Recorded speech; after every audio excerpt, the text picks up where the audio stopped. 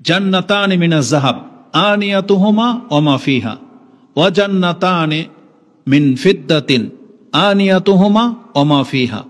ইমাম বুখারী হাদিস কোট করেছেন যে দুইটা জান্নাত এমন রয়েছে, সেই জান্নাতের থালা বাসন সহ যা কিছু আছে সবই স্বর্ণের।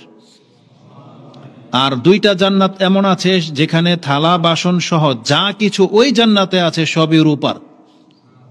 তার মানে সেখানে আমাদের দেশের মতো, মানে পৃথিবীর মতো মাটি, ইট, বালি, কংক্রিট এগুলো না, ওই রড, অ্যালুমিনিয়াম না, ওই জান্নাতে যা আছে সব স্বর্ণ।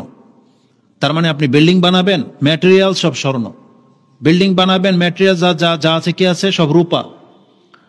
ইমাম তিরমিজি রাহিমাহুল্লাহ যে হাদিসটা এনেছেন, ইন্না ফিল জান্নাতি শাজারা, বলা হয়েছে জান্নাতের গাছ, যেমন দুনিয়ার গাছ কাটলে কি বেরোয়? লাকড়ি, কাঠ, তাই না? কাঠ বেরোয়, হয়তো সবচেয়ে দামি কাঠ যেমন আগর কাঠ বা চন্দন কাঠ, বা আর ফার্নিচারের মধ্যে সেগুন বা আরো কিছু নাম আছে যেগুলো মানুষ অনেক দাম দিয়ে কিনে, দামি কাঠই বেরোয়, অন্য কিছু বেরোয় না। কিন্তু জান্নাতের গাছের কাণ্ড ফাড়লে স্বর্ণ বেরোবে। এক তো জান্নাত এত বিশাল, একটা গাছ এত পরিব্যাপ্ত, একটা গাছ, এটার ছায়াও কত মোটা হবে, আর এটা পুরাটাই যদি স্বর্ণের হয়, এবার বলেন আপনারা কি লাগবে? এটা অনেক বড় একটা ব্যাপার। এগুলো আমরা ভাবলে অনেক কিছু, না ভাবলে কিছুই না। তো আল্লাহ যে জান্নাত, বারবার আমাদেরকে জান্নাতের কথা ইঙ্গিত দিয়েছেন কোরআনে। কোরআনে আল্লাহ অসংখ্য জায়গায় জান্নাতের কথা বলেছেন, বরং আল্লাহ আমাদেরকে জান্নাত মুখী হতে বলেছেন, জান্নাতের দিকে ডেকেছেন। যেমন আপনি সূরা আল ইমরান 3 নম্বর সূরার 103 নম্বর আয়াত নিয়ে নেন। তাতে আল্লাহ সুবহানাহু ওয়া তাআলা বলেছেন যে ওয়াসারিউ ইলা মাগফিরাতিম মির রাব্বিকুম ওয়া জান্নাতিন আরদুহাস সামাওয়াতু ওয়াল আরদ উইদ্দাত লিল মুত্তাকিন। আল্লাহ সুবহানাহু ওয়া তাআলা বলেছেন তোমরা প্রতিযোগিতা করো সেই জান্নাতের জন্য। এটা 133 নম্বর আয়াতে আছে। তোমরা আল্লাহর ক্ষমা এবং জান্নাতের দিকে দৌড় দাও। সারিউ মানে তাড়াহুড়া করতে বলা হয়েছে, কিসের দিকে? আল্লাহর ক্ষমার দিকে। মানে যেই জায়গায় আল্লাহর ক্ষমার কথাটা লেখা আছে যে এই কাজটা করলে ক্ষমা, এই সময়টা আসলে ক্ষমা করা হয়, তুমি এই জিকিরটা করবে ক্ষমা পেয়ে যাবে, এই কথাটা বললে ক্ষমা, এখানে দান করলে ক্ষমা। মানে মুসলিমদের উচিত যেই কাজের সাথে তার নিজের ক্ষমা জড়িত আছে, আল্লাহ বলেছেন আল্লাহর সেই ক্ষমার দিকে তুমি তাড়াহুড়া করো। যখনই তোমার কানে আসবে যে এই কথাটা, যেমন ধরেন আউয়াল ওয়াক্তে সালাত, নামাজের প্রথম কাতার, তারপর আউয়াল ওয়াক্তে বা তাকবীরে উলার সাথে সালাত, ওযু করলে গুনাহ ঝরে যায়, মসজিদের দিকে হেঁটে আসলে, তার মানে যে কাজগুলোতে পাপ মাফ করার ক্ষমার কথা আছে, আমাদের উচিত সেই কাজগুলোকে বেশি প্রাধান্য দেওয়া। যে কোনো জায়গায় যখনই একটা মানুষের এটা কত বড় ব্যাপার জানেন? এটা অনেক বড় একটা ব্যাপার। আপনাকে একটা আয়াত দেখাই, এটা কোরআনের মধ্যে সূরা নূরে রয়েছে। সূরা নূর 24 নম্বর সূরা, ঠিক 24 নম্বর আয়াতে আপনি পাবেন। 22 থেকে 24 নম্বর আয়াতটি আপনি দেখেন, ঘটনাটা আবু বকর রাদিয়াল্লাহু তাআলা আনহুর সাথে।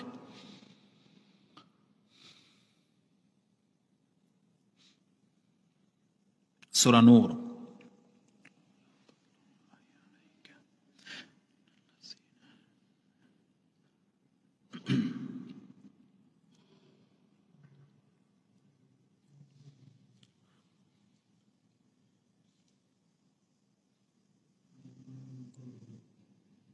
কোথায় গেল?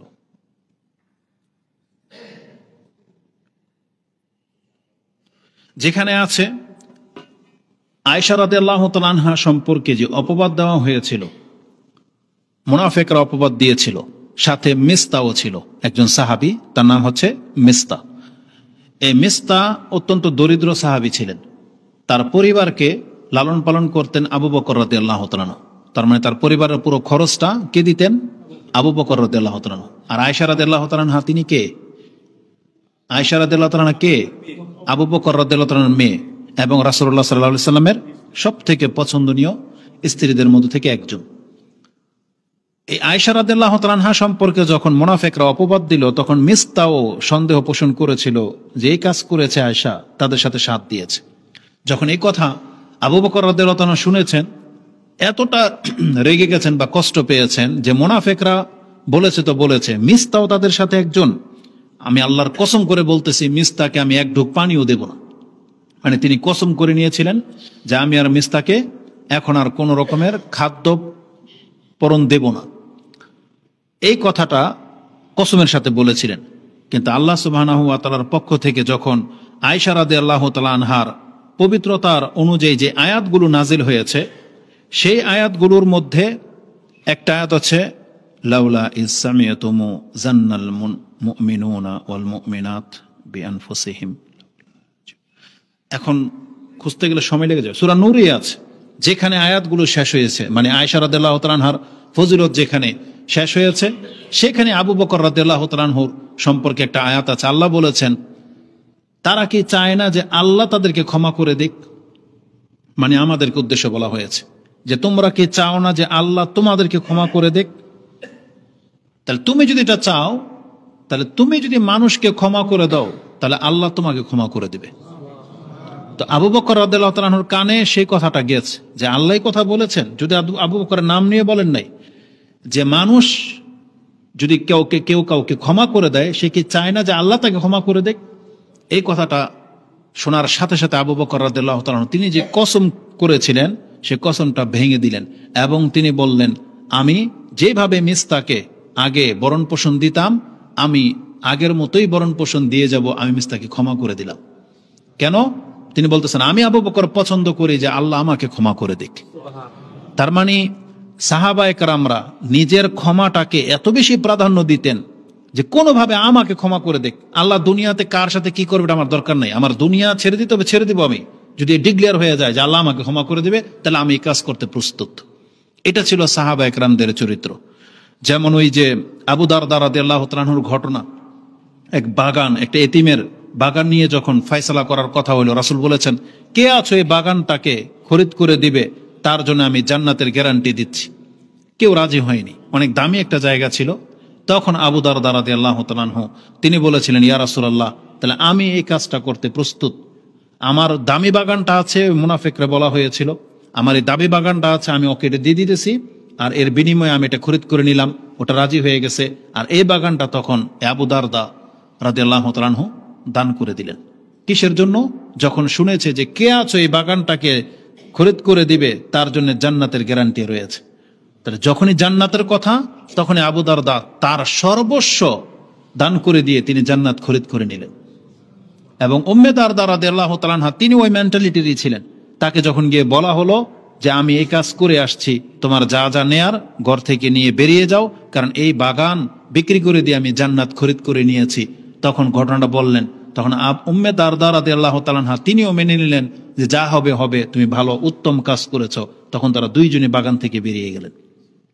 তা আমি যেটা বোঝাতে চেয়েছি, হ্যাঁ এগুলো বর্ণনাতে আছে, কিন্তু আমাদের অন্তর মেনে নিতে অনেক কষ্ট হবে, কারণ আমাদের দুনিয়ার প্রতি অনেক বেশি চাহিদা জেগে গেছে। তবে এই বর্ণনাগুলো ইনশাআল্লাহ আমাদের অন্তরকে অনেকটা হলেও ইসলামের দিকে ঝুঁকাবে, যেমনটা তাদের অন্তর ইসলামের দিকে ছিল। এজন্য আল্লাহ সুবহানাহু ওয়া তাআলা বলেছেন, ওয়াসারিউ ইলা মাগফিরাতিম মির রাব্বিকুম ওয়া জান্নাত, তোমরা আল্লাহ সুবহানাহু ওয়া তাআলার ক্ষমা এবং তার জান্নাতের দিকে প্রতিযোগিতা করো, দৌড় দাও। আর সূরা হাদিদের মধ্যে 21 নম্বর আয়াতে আপনি পেয়ে যাবেন, ওখানে আছে ওয়াসাবিকু ইলা মাগফিরাতিম মির রাব্বিকুম ওয়া জান্নাতিন আরদুহা কাআরদিস সামাওয়াতি ওয়াল আরদ, তোমরা প্রতিযোগিতা করো আল্লাহর ক্ষমা এবং জান্নাতের জন্য। তা আল্লাহ সুবহানাহু ওয়া তাআলা এমনিতেই বলে নাই যে তোমরা জান্নাতমুখী হও বা জান্নাতের দিকে ধাবিত হও, বরং মুহাম্মদুর রাসূলুল্লাহ সাল্লাল্লাহু আলাইহি ওয়াসাল্লাম তিনিও সব সময় আমাদেরকে জান্নাতকেই প্রিফার করতে বলেছেন। মানে আমাদের মূল টার্গেট থাকবে জান্নাত। কেন? কারণ জান্নাতের নেয়ামত আপনি আর আমি ভেবে এটাকে নিজের মস্তিষ্কে নিয়ে আসতে পারবো না। কারণ আল্লাহ সুবহানাহু ওয়া তাআলা নিজেই বলেছেন, মা লা আইনুন রাত ওয়ালা উযুনুন সামিয়াত ওয়ালা খাতারা আলা কলবি বাশার, কোন মানুষের অন্তর কোনদিন ভেবে পাবে না যে জান্নাতটা কি জিনিস হতে পারে, ভেবে পাবে না। তারপর আল্লাহ সুবহানাহু ওয়া তাআলা কিছু কিছু বর্ণনা আমাদেরকে দিয়েছেন যাতে আমরা বুঝতে পারি। তো আল্লাহ সুবহানাহু ওয়া তাআলা যত নবী রাসূল প্রেরণ করেছেন তারা আমাদের কল্যাণের জন্যই চিন্তা করতেন। যেমন ইব্রাহিম আলাইহিস সালামের ঘটনাটা আমি আপনার কাছে বললাম। দ্বিতীয় ঘটনা হচ্ছে মূসা আলাইহিস সালাম। তার সাথে যখন রাসূলুল্লাহ সাল্লাল্লাহু আলাইহি সাল্লামের সাক্ষাৎ হয় তখন তিনি সালাম দিয়ে জিজ্ঞাসা করেছিলেন, আপনার রবের সাথে সাক্ষাৎ হয়েছে, আপনাকে কি দিল বা কি নিয়ে আসলেন আপনি?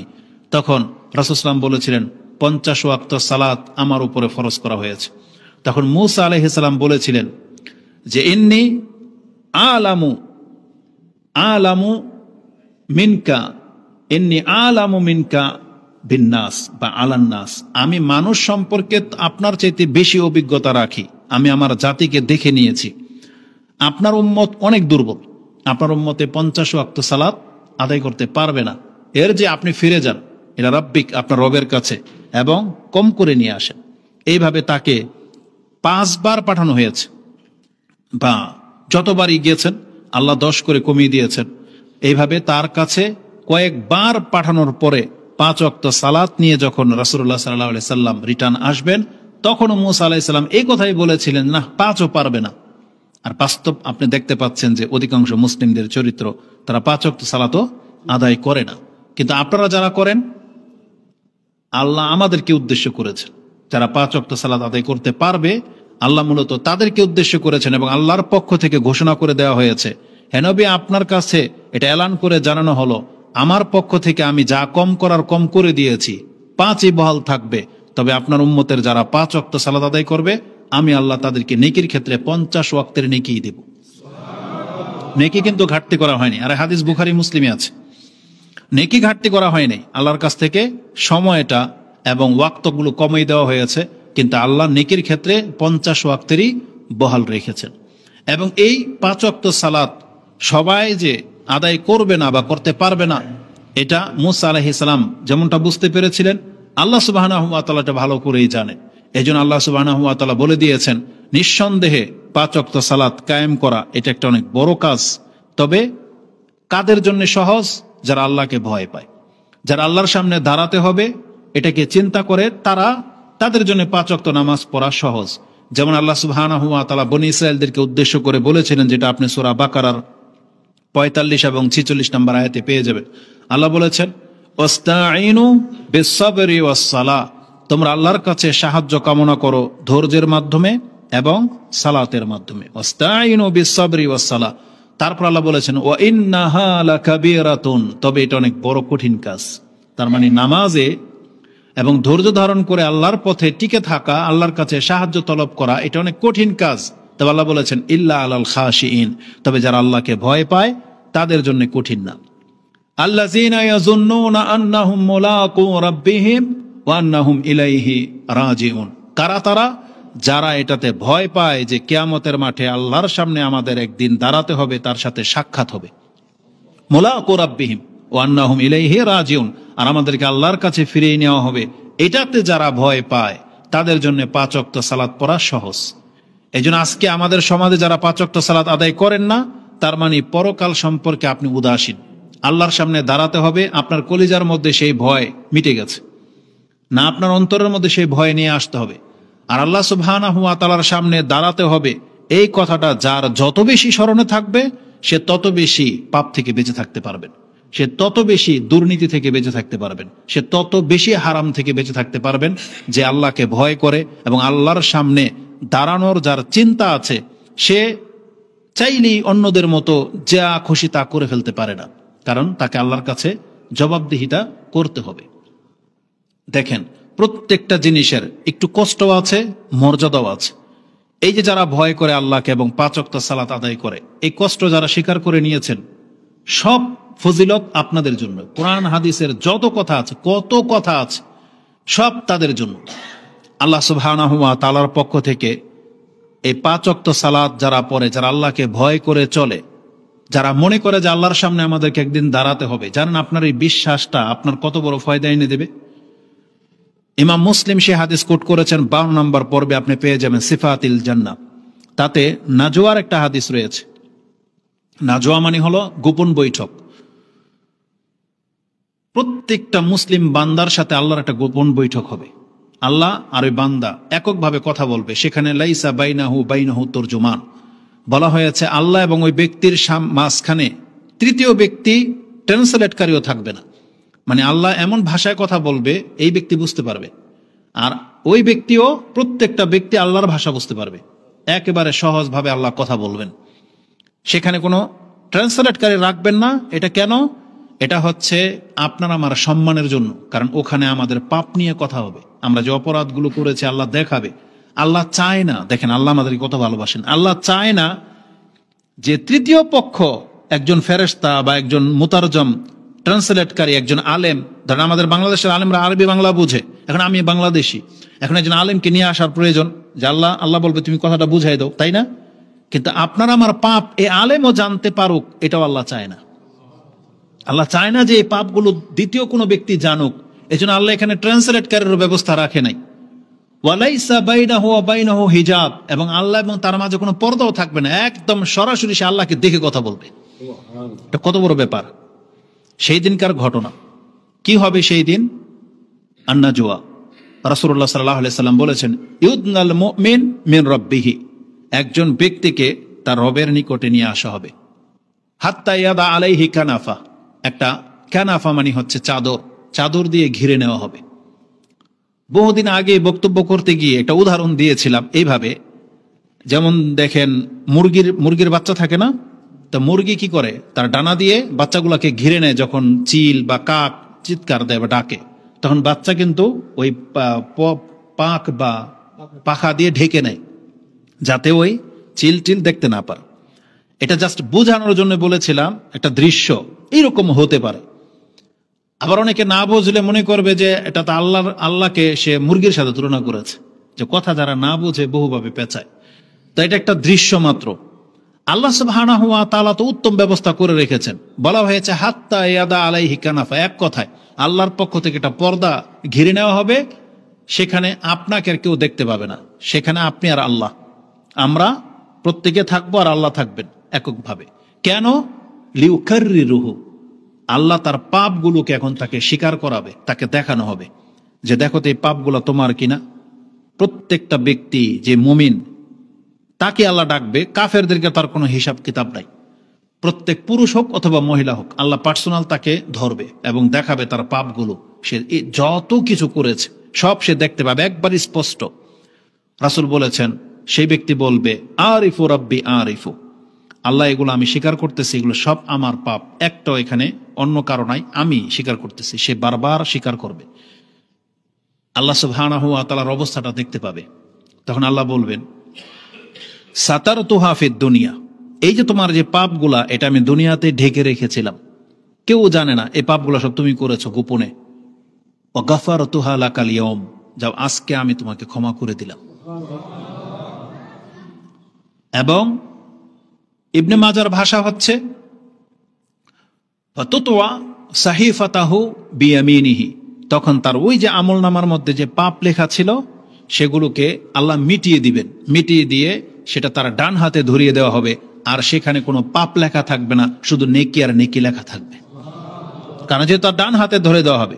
ফাম্মা মান উতিয়া কিতাবাহু বিয়ামিনি, আল্লাহ কোরআনে বলেছেন যার আমলনামা তার ডান হাতে ধরিয়ে দেওয়া হবে সে হচ্ছে মানে সফলকাম ব্যক্তি। সেই ব্যক্তি তার এই ডান হাতের কিতাবটা নিয়ে তার পর্দার আড়াল থেকে বেরিয়ে চলে আসবে, তা আল্লাহ তাকে অনুমতি দিয়ে দিবে, যাও তুমি। তখন পর্দার বাহির থেকে যখন সে বের হয়ে আসবে, তখন সে তার পুরো জাতির কাছে, যাদেরকে সে চিনে, পুরো হাসির বাসের সামনে, তার আত্মীয় স্বজন, বন্ধু বান্ধব, এলাকা সবাই থাকবে, সে বলবে হা উমুকরাউ কিতাবিয়া ইন্নী জানান্তু আন্নী মুলাকিন হিসাবিয়া ফাহুয়া ফি ঈশাতির রাদিয়া ফি জান্নাতিন আলিয়া ইলা আখিরিল আয়া। আল্লাহ সুবহানাহু ওয়া তাআলা বলতেছেন, যাকে তার আমলনামা ডান হাতে দিয়ে দেওয়া হবে, সেই ব্যক্তি তখন হাসরবাসীর কাছে এসে বলবে হা উমুকরাউ কিতাবিয়া, আসো আমার সবাই আসো। যেমন দেখবেন যারা টপ ক্লাসে পাশ করে, টপ নাম্বার নিয়ে, টপ মার্ক নিয়ে, তখন সে কিন্তু আত্মীয় স্বজনের কাছে হেসে হেসে এবং দেখায়, আয়সা মার্কশিট দেখায়। শুধু এতটা বলে না যে আমি পাশ করেছি, আমার রেজাল্ট ভালো, এসে মার্কশিট দেখায়।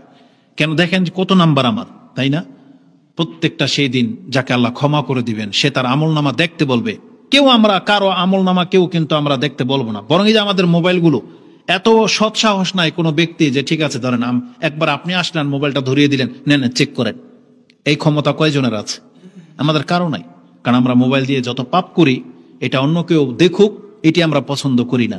এটা জাস্ট একটা এক্সাম্পল দিলাম। এভাবে যদি আমাদের পাপগুলো যদি এখন প্রকাশ করা হয় স্ক্রিনের মাধ্যমে, এমন কোন ব্যক্তি আছে সৎ সাহস রাখেন আমি সহ যে এটা অনুমতি দেব? কেউ দিবেন? কেউ দেব না। কারণ আমরা কে কত পাপে এটা সবাই জান। তো এই ব্যক্তি তার আমল নামা বলবে, পরে দেখেন হা ও মকরা ও কিতাবিয়া, এই যে দেখেন আমার আমল নামা। সুবহানাল্লাহ। সে কেন এটা করবে? কারণ আল্লাহ সব মিটিয়ে দিয়েছেন, সব নেকি আর নেকি। কেন? কারণ এই ব্যক্তির এই যে দেখেন সে কি বলেছিল, ইন্নী জানান্তু আন্নী মুলাকিন হিসাবিয়া, আমি দুনিয়াতে এটা আমার ধারণা ছিল, আমার বিশ্বাস ছিল যে একদিন আমার রবের সামনে আমাকে দাঁড়াতে হবে, এই বিশ্বাস আমার ছিল। দেখেন এই বিশ্বাসের কারণে আল্লাহ বলেছেন যে ব্যক্তি আমার সম্পর্কে যেমন ধারণা করবে আমি তার সাথে তেমন আচরণ করব।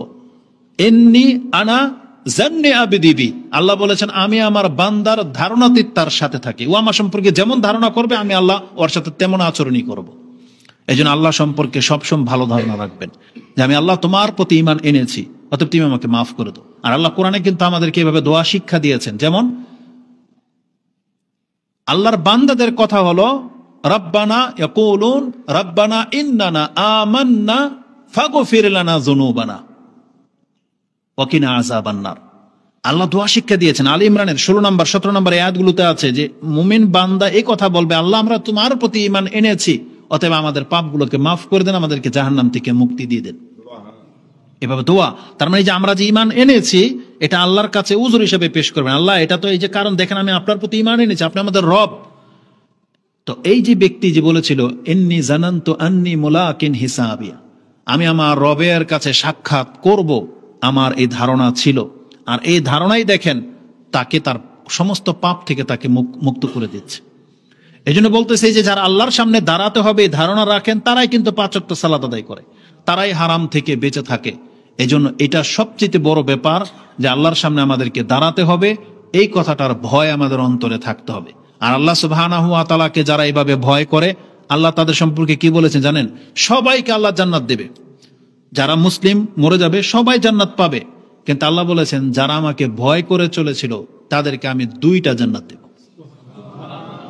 ওয়ালিমান খাফা মাকামা রাব্বিহি জান্নাতান, সূরা রহমানের মধ্যে আল্লাহ বলেছেন ওয়ালিমান খাফা মাকামা রাব্বিহি, যেই ব্যক্তি আল্লাহ সুবহানাহু ওয়া তাআলার সামনে দাঁড়ানোটাকে ভয় পায় আমি তার জন্য 2টা জান্নাত প্রস্তুত করে রেখেছি। এটা অনেক বড় একটা ব্যাপার। এই জন্য সবসময় আল্লাহর কাছে দোয়া করতে হবে, আল্লাহুম্মা আতি নাফসি তাকওয়াহা ওয়া যাক্কিহা আনতা খায়রু মান যাক্কাহা আনতা ওয়ালিয়ুহা ওয়া মাওলাহা। আল্লাহ তুমি আমার অন্তরের ভিতরে তোমার ভয় তাকওয়া দিয়ে দাও। আল্লাহুম্মা আতি নাফসি তাকওয়াহা। এবং রাসূলুল্লাহ সাল্লাল্লাহু আলাইহি ওয়াসাল্লাম দোয়া করতেন আল্লাহুম্মা ইন্নী আউযু বিকা মিন কালবিন লা ইয়াখশা, আল্লাহ আমি তোমার কাছে এমন অন্তর থেকে আশ্রয় চাচ্ছি যে অন্তর তোমাকে ভয় পায় না। এটা একটা খারাপ অন্তর, আর আল্লাহকে ভয় পায় এটা হচ্ছে ভালো অন্তর। এই জন্য আমাদের প্রত্যেকটা মুসলিমের অন্তরের মধ্যে দেখবেন আল্লাহর প্রতি একটা ভয় আছে, মাঝে মাঝে সেটা জেগে যায়। এটাকে সবসময় জাগায় রাখতে হবে। আল্লাহর ভয়টা যার যত বেশি আসবে সে তত বেশি সৎ হতে পারবেন, সে তত বেশি অন্যায় থেকে বেঁচে থাকতে পারবেন এবং ইবাদত তার মন লাগবে। এই জন্য আমরা অনেকে দোয়া করি না বিদায় আমাদের অন্তর কিন্তু সার শূন্য হয়ে যাচ্ছে। অথচ রাসূলুল্লাহ সাল্লাল্লাহু আলাইহি ওয়াসাল্লাম তিনি দোয়া করতেন এবং তিনি বলতেন আল্লাহুম্মা ইন্নী আউযু বিকা মিন কালবিন লা ইয়াখশা, যে অন্তর আল্লাহ তোমাকে ভয় পায় না আমি এমন অন্তর থেকে তোমার কাছে আশ্রয় চাচ্ছি। তুমি আমাকে এমন অন্তর দাও যে অন্তর তোমাকে ভয় পাবে। তাহলে আমাদেরকে ইবাদত করতে হবে, আল্লাহকে ডাকতে হবে, তাহলে আমাদের অন্তর নরম হবে। কারণ আজকে আমাদের অধিকাংশদের অন্তর খুব শক্ত হয়ে গেছে। এই জন্য দেখেন জান্নাতের কথা শুনলে, জাহান্নামের কথা শুনলে আমাদের চোখ দিয়ে পানি বের হয় না। কিন্তু সাহাবায়ে কেরাম রাসূলুল্লাহ সাল্লাল্লাহু আলাইহি সাল্লাম তিনি অজস্র জোরে কান্না করতেন, তার অন্তর ছিল নরম। তা আমাদের অন্তর হয়ে গেছে কঠিন। তা আল্লাহর কাছে আমাদেরকে প্রতিনিয়ত দোয়া করতে হবে। তো বলেছিলাম যে মূসা আলাইহিস সালাম তিনিও আমাদের জন্য কল্যাণকামী ছিলেন। এই জন্য তার পরামর্শের ভিত্তিতেই তিনি রাসূলুল্লাহ সাল্লাল্লাহু আলাইহি সাল্লাম আল্লাহর কাছে রিকোয়েস্ট করেছেন এবং আল্লাহ আমাদের জন্য এই নামাজকে হালকা করে 5 ওয়াক্ত করে দিয়েছেন, আলহামদুলিল্লাহ। তো প্রত্যেকটা নবী তাদের যুগের নবী কিন্তু আমাদের জন্য হিতাকাঙ্ক্ষী ছিলেন। আর আমাদের নবী মুহাম্মদ সাল্লাল্লাহু আলাইহি সাল্লাম তিনি কতটা হিতাকাঙ্ক্ষী ছিলেন তার পুরো চিন্তার মধ্যেই শুধু আমরা তার চিন্তার মধ্যে তার উম্মাহ। রাসূলুল্লাহ সাল্লাল্লাহু আলাইহি ওয়াসাল্লাম চাইতেন যে আমার উম্মত সব মুসলিম হয়ে যাক, চাইতেন আমার উম্মত সব জান্নাতে চলে যাক, এটা চাইতেন, এবং তার অন্তর ব্যথিত হতো, তিনি কষ্ট পেতেন। কোরআনের 2টা আয়াতে, সূরা তাহার মধ্যে আছে এবং সূরা কাহাফ 18 নম্বর সূরার 6 নম্বর আয়াতটা দেখেন, তাতে আল্লাহ সুবহানাহু ওয়া তাআলা বলেছেন, ফালাআল্লাকা বাখিউন নাফসাকা আলা আসারিহিম ইল্লাম ইয়াকুনু ইন লাম ইউমিনু বিহাযাল হাদিসি আসাফা। আপনি এদের জন্য আক্ষেপ করে করে কি নিজে হার্ট অ্যাটাক করবেন? তারা যদি এই কিতাবের প্রতি ঈমান না আনে, তাহলে তাদের জন্য আক্ষেপ করে কি আপনি হার্ট অ্যাটাক করে ফেলবেন? আল্লাহ সুবহানাহু ওয়া তাআলা বলতে, এটা কার সম্পর্কে বলা হয়? আমরা যখন দেখি এমন ব্যক্তিকে যে তার সন্তানের জন্য বা তার ভাইয়ের জন্য চিন্তা করতে করতে একবারে পেরেশান হয়ে যায়, যে তার ভাই বিপদে আছে বা তার সন্তান যখন বিপদে থাকে, বাপ মা যে চিন্তাটা করে, যার মেয়ে বিয়ের উপযুক্ত বা ছেলের কোনো একটা কিছু হচ্ছে না বা বড় ধরনের অসুস্থ হয়ে গেলে, ওই চিন্তা বাপমার মাঝে দেখা যায়। তো রাসূলুল্লাহ সাল্লাল্লাহু আলাইহি সাল্লাম এই চিন্তাটা তিনি তার শুধু সন্তানের জন্য না, তিনি পুরো উম্মতের জন্য করতেন, যার ফলে আল্লাহ কোরআনের আয়াত নাজিল করে দিয়ে তাকে সান্ত্বনা দিচ্ছেন যে তারা যদি ঈমান না আনে, তার বলে কি আপনি নিজেকে হালাক করে দিবেন? তার মানে একজন ব্যক্তির অন্তরে কতটা চিন্তা থাকলে আল্লাহ নিজে, যেহেতু আল্লাহ সবার অন্তরের খবর জানে, আর আল্লাহ সুবহানাহু ওয়া তাআলা নিজেটা প্রকাশ করেছেন যে এই নবী আপনি আপনার উম্মতের জন্য এত কেন পেরেশান। রাসূলুল্লাহ সাল্লাল্লাহু আলাইহি ওয়াসাল্লাম একদিন কান্না করছেন এবং উম্মতি উম্মতি বলতেছেন, তখন আল্লাহ সুবহানাহু ওয়া তাআলা তিনি জানেন, তারপরও জিবরাইল আলাইহিস সালামকে পাঠিয়েছেন যে তাকে সালাম বলেন। জিবরাইল আলাইহিস সালামকে বলেছেন আপনি মুহাম্মদ সাল্লাল্লাহু আলাইহি সাল্লামকে গিয়ে তার রবের পক্ষ থেকে সালাম বলেন এবং বলেন সে কি চায়, যদি আল্লাহ জানে। তারপরে যখন জিবরাইল আলাইহিস সালাম এসেছেন, তখন রাসূলুল্লাহ সাল্লাল্লাহু আলাইহি সাল্লাম তার ইচ্ছাটা জানিয়েছেন যে উম্মতি উম্মতি। তখন আল্লাহ সুবহানাহু ওয়া তাআলার পক্ষ থেকে ঘোষণা করে দেওয়া হয়েছে যে আপনি শান্ত হন, আপনার উম্মতের ব্যাপারে আমি আপনাকে নিরাশ করব না, তার মানে আপনাকে সন্তুষ্ট করে দেওয়া হবে। তো কিয়ামতের মাঠে রাসূলুল্লাহ সাল্লাল্লাহু আলাইহি ওয়াসাল্লাম যেটা আবদার করবেন আমাদের সম্পর্কে, আল্লাহর পক্ষ থেকে বলা হয়েছে আপনার সে আবদার মানা হবে এবং আপনাকে সেটা দেওয়াও হবে।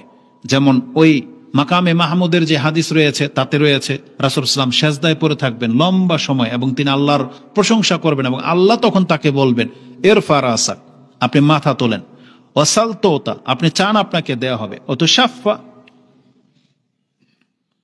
ওয়ায়াশফা তুশাফা, আপনি সুপারিশ করেন আপনার সুপারিশ গ্রহণ করা হবে।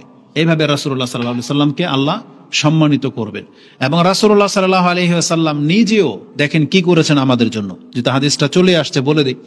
এই হাদিসটা ইমাম বুখারী রাহিমাহুল্লাহ তার দোয়ার প্রথম হাদিস, এবং মুসলিমে হাদিসটি আপনি 374 থেকে নিয়ে 80 এই সবগুলোর মধ্যে একটাই হাদিস পাবেন। 374, 75, 76, 77, 78, 79 একটাই হাদিস। সেটা কি? যে রাসূলুল্লাহ সাল্লাল্লাহু আলাইহি ওয়াসাল্লামের শাফাত কারা পাবে, সেই হাদিসের মধ্যে ইমাম মুসলিম ঈমানের অধ্যায় এবং ইমাম বুখারী তার দোয়ার প্রথম হাদিসে এটা উল্লেখ করেছেন। সেটা কি? আবু হুরায়রা রাদিয়াল্লাহু তাআলা আনহু তিনি বলেন যে কাল রাসূলুল্লাহ সাল্লাল্লাহু আলাইহি ওয়াসাল্লাম লিকুল্লি নাবিয়্যিন দাওয়াতুন মুস্তাজাবাতুন ফাআজ্জালা লাহু কুল্লু নাবিয়্যিন দাওয়াতাহু ওয়া ইন্নী আখতাবিয়া দাওয়াতি শাফাআতান লি উম্মতি ইয়াউমাল কিয়ামাহ ওয়া হিয়া নাইলাতুন ইনশাআল্লাহু মাম্মাতা মিন উম্মতি লা ইউশরিকু বিল্লাহি শাইআন। এটা হচ্ছে হাদিস। রাসূল বলেছেন যে প্রত্যেকটা নবীকে একটা বিশেষ দোয়া করার অধিকার আল্লাহ প্রত্যেক নবীকে দিয়েছেন, যে তুমি যা চাইবা তা তোমাকে দেওয়া হবে, একটা বিশেষ দোয়া। আর প্রত্যেক নবী দুনিয়াতেই তাদের সেই দোয়াটা তাদের প্রয়োজন অনুযায়ী তারা খরচ করে ফেলেছে। যেমন দেখবেন আমাদের দেশের যে দেশাচার, আপনার বাচ্চাদের মধ্য থেকে আপনি প্রায় বাচ্চাকে, যেমন ঈদের সময় অনেক সময় এই 100 টাকা 200 টাকা বা 500 টাকা নতুন একটা নোট দেন বাচ্চাদেরকে, তখন কিছুদিন পর বা 2-1 দিন পর জিজ্ঞেস করেন তো টাকা কি করেছিস, ও বলে আমি খেয়ে ফেলছি, বলে কিনা। আরেকটা আছে নতুন টাকা জমায় রাখছে, বলছে না এটা আমি খরচ করি না, রেখে দিছি। তার মানে যে খরচ করে ফেলেছে তো খরচ করে ফেলেছে, ওর প্রয়োজন অনুযায়ী ওর যেটা পছন্দ হয়েছে খরচ করে ফেলছে। আর যে ব্যক্তি, যে বাচ্চাটা একটু চালাক, ও তখন আর খরচ করে নাই, ওটা রেখে দিছে বড় নোট, সেই জন্য। তো রাসূলুল্লাহ সাল্লাল্লাহু আলাইহি ওয়াসাল্লাম তিনি বলতেছেন প্রত্যেক নবী তাদের সেই দোয়াটাকে খরচ করে ফেলেছে, ওয়াখতাবিয়া দাওয়াতি, কিন্তু আমি আমার দোয়াটাকে সংরক্ষণ করে রেখে দিয়েছি। আমি এটা ব্যবহার করব কোথায়? ওয়াহিয়া, তিনি বলেছেন শাফাআতুন লি উম্মতি ইয়াউমাল কিয়ামা, আমি আমার এই দোয়াটাকে আমার উম্মতের শাফাতের সময় ব্যবহার করব।